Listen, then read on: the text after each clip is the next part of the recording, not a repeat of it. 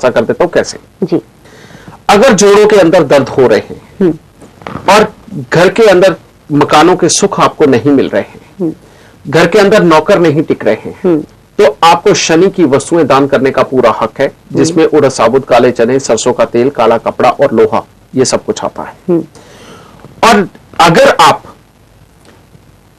पूरी चुस्ती चालाकी के मालिक भी हैं और आपके लोहे से संबंधित कार्य हैं और वो बिल्कुल ठीक ठाक अगर जा रहे हैं और उसके अंदर कोई अड़चन नहीं आ रही और नौकर आपके पास में लंबे समय से टिके हुए हैं और नौकरों से आप काम करवाते हैं, लेबर से अगर आप काम करवा रहे हैं, तो आप शनि के दान बिल्कुल नहीं कर सकते। इसीलिए किसी भी इंडस्ट्रियलिस्ट को शनि के दान करने का बिल्कुल हक नहीं है, क्योंकि वो जितने ज्यादा शनि के दान करेगा उसका काम धंधा उसी के अनुसार कम होता चला जाएगा, क्योंकि शनि के कारण ही वो आज इंडस्ट्रियलिस्ट है और शनि को ही दान कर देगा तो उसका काम जरूर नीचे आएगा। किसी भी पराक्रम के क्षेत्र के अंदर है जिसमें बहुत मेहनत करनी पड़ती है और लगन के साथ में करनी पड़ती है और कंसंट्रेशन पूरी लगा करके काम करना पड़ता है, या फिर आर्मी में है या पुलिस के अंदर है आप, तो ऐसे में आप मंगल की वस्तुओं का दान नहीं कर सकते। ऐसे में मंगल की वस्तुएं क्या है? मीठे का ज्यादा बांटना, तला हुआ ज्यादा बांटना, हलवा वगैरह बांटना आप नहीं कर सकते। ऐसे में दूसरी बहुत सारी चीजें आप दान दे सकते हैं।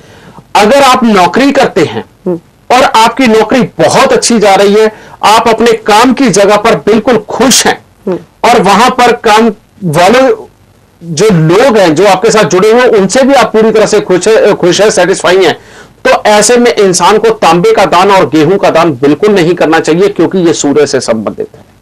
और अगर उसने इस वक्त में तांबे का दान या सूर्य का दान यानी कि गेहूं वगैरह का दान किया तो उसकी नौकरी के ऊपर आंच भी आ सकती है। यह चीज ठीक है।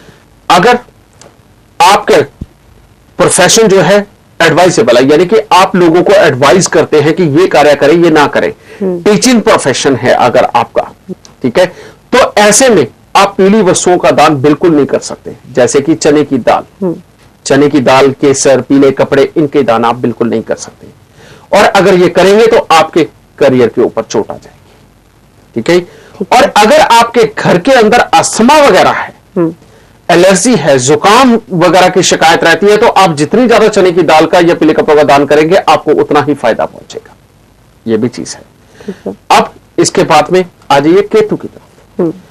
अगर आपको पुत्रों का सुख नहीं मिल रहा है, पुत्रों को तकलीफ ज्यादा आ रही है, आपकी तरक्की नहीं हो पा रही है, हर वक्त अगर आप टेंस में रहते हैं, तो ऐसे में और काम आपका घूमने फिरने का है लेकिन उसके अंदर पूरी सक्सेस नहीं मिल रही है, तो ऐसे में अगर आप केलों का दान करते हैं, काले सफेद कंबल का दान करते हैं और रंग बिरंगे कपड़ों का दान करते हैं, तो आपके लिए बहुत फलदायी रहेगा। लेकिन अगर आप काम घूमने फिरने का कर रहे हैं और उसमें पूर्ण रूप से कामयाब है, पुत्रों का और दामादों का सुख आपको भरपूर है, तो ऐसे में अगर आप इन सब चीजों को यानी कि काले सफेद कंबल, रंग बिरंगे कपड़े, चूना वगैरह का या केले वगैरह का दान देते हैं, तो ऐसे में आप नुकसान भी पा सकते हैं और रिश्ते तक भी खराब हो सकते हैं।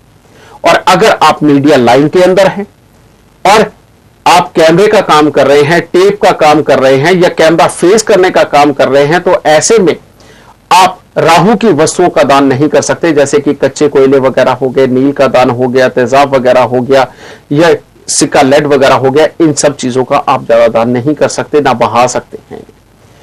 ऐसे में अगर आप इन प्रोफेशनों के अंदर नहीं है लेकिन आए दिन एक्सीडेंट के योग बनते हैं, आप अपने आप में खो जाते हैं, डिप्रेशन के हालात है, लाभ आकर के चला जाता है या आपके टैलेंट के अकॉर्डिंग लाभ नहीं मिल रहा, तब आप राहु की वस्तुओं का दान देते हैं, इन्हीं सब चीजों का, तो जौ वगैरह का दान देते हैं, तो आपको उसमें लाभ मिलेगा। डॉक्टर साहब, आपने हमें अलग अलग ग्रहों के अनुसार तो बता दिया, कई बार हम कुछ ऐसे लोगों से मिलते हैं जिनके जीवन में सारे कष्ट हैं, जो आपने अलग अलग हमें कष्ट बताए हैं। कुछ लोग प्रोफेशनली बहुत ही अनसक्सेसफुल होते हैं, कुछ लोगों की तबीयत बहुत खराब रहती है, जोड़ों के दर्द से लेकर सिर दर्द, आंख दर्द सब कुछ होता है, मतलब उनके जीवन में खुशी नाम की कोई चीज नहीं होती है। अब इस केस में जहां दुख चारों तरफ से उन्हें घेर के बैठा हुआ है, वो कैसा दान करे? ऐसे में कोई एक ग्रह होता है जो अपनी दृष्टि से बाकी ग्रहों को सबको खराब कर रहा होता है। मान लीजिए शनिदेव जन्म कुंडली के 5वें घर में बैठे हैं, अगर 7वें घर के अंदर सूर्य देव विराजमान है तो उन्होंने सूर्य को घेर लिया, सेहत खराब हो गई। उसी वक्त के अंदर शनिदेव की 7वीं दृष्टि के ऊपर मंगलदेव बैठे हुए, यानी कि जन्म कुंडली के 11वें घर के अंदर, तो ऐसे में उसका अपना पराक्रम तो कमजोर हो ही गया, साथ में भाई के सुख भी कमजोर हो गए। ऐसे में ही जन्म कुंडली के दूसरे घर के अंदर मान लीजिए चंद्रमा भी बैठे हुए हैं, तो शनिदेव की ही 10वीं दृष्टि उनके ऊपर भी पड़ रही है, तो घर के अंदर रुपए पैसे, घर के अंदर की सुख शांति और उसका ज्ञान और मन के बेचैनी, ये सारी चीज भी जन्म दे रही है। तो अब ये सारी चीजें हो गई इकट्ठी। बिल्कुल। तो ऐसे में ये नहीं कि आप इन सब का दान कर देंगे, ऐसे में आपको जांचना पड़ेगा कि कौन सा ग्रह खराब कर रहा है, उस एक ग्रह का दान दे दीजिए। ऐसी अवस्था के अंदर अपने वजन के बराबर उठा के लोहा दान दे दिया, खत्म, सारे ग्रह आजाद हो जाएंगे, और जो खराब ग्रह था जिसने सबको लपेट रखा था वो दूर गया और सब कुछ आजाद हो गया, उसी वक्त में सवेरा सामने खड़ा हुआ नजर आएगा। ये तो बहुत ही अच्छा आपने बताया। डॉक्टर साहब, इसके अलावा भी कई बार आपने स्वयं भी बताया होगा लोगों को उपायों के तौर पे, जब आप अक्सर कहते हैं तुला दान करने के लिए, मैंने कई बार सुना है ऐसा, तुला दान करना चाहिए। बच्चे का जब जन्म दिवस हो तो उसके वेट के बराबर आप 4-5 चीजें बताई जाती हैं, वो आप दान कीजिए। क्या ये हर किसी के साथ, अगर हम ये दान करते हैं, तुला दान करते हैं, क्या ये हर किसी के लिए तर्कसंगत है या नहीं? बिल्कुल नहीं। तुला दान बेशक आप करें, लेकिन उस ग्रह का करें जो जन्म कुंडली के अंदर सबसे कमजोर और खराब हालात के अंदर बैठा हुआ है, जो अपनी दृष्टि से दूसरों को भी बिगाड़ रहा है और अपने गुणों को भी खराब किए हुए है, नीच का बैठा हुआ है, बुरा फल देने वाला बैठा हुआ है। उस ग्रह से संबंधित वस्तुओं का दान अगर आप तुला दान के रूप में करते हैं तो इससे उत्तम तो कुछ है ही नहीं, ठीक है।